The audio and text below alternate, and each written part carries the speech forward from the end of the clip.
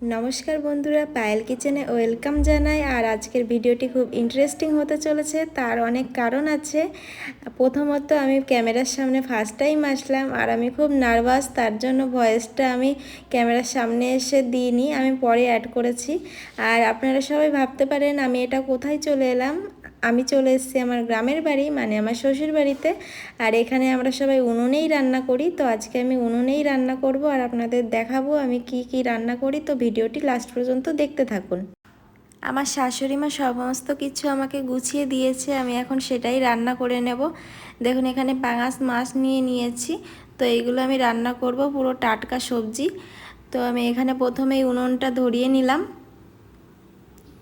মাছগুলোই নুন হলুদ মাখিয়ে আমি ভেজে নেব। আর আজকে কাঠের জালে আমি সম্পূর্ণ রান্নাটা করব।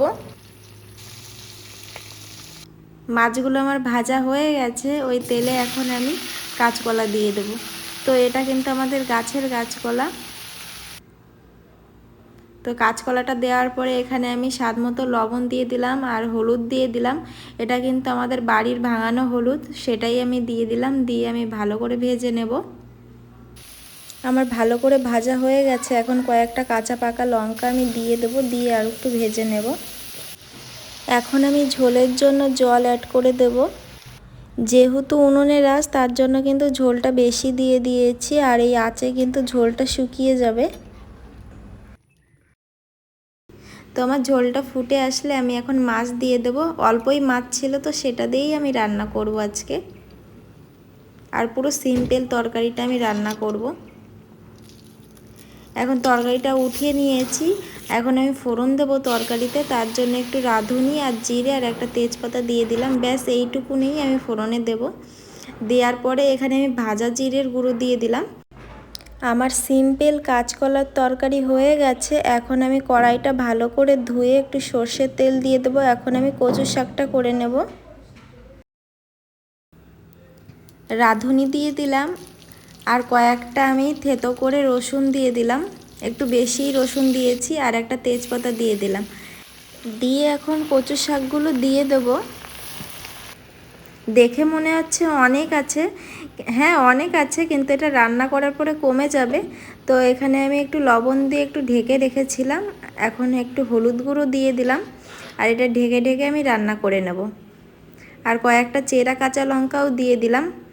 আর জানেন বন্ধুরা, এই কচু শাকটাকে আমাদের এখানে সবাই বলে দুধমান কচু শাক। আর আপনাদের ওইখানে কি নামে পরিচিত আমাকে কমেন্টে জানাবেন।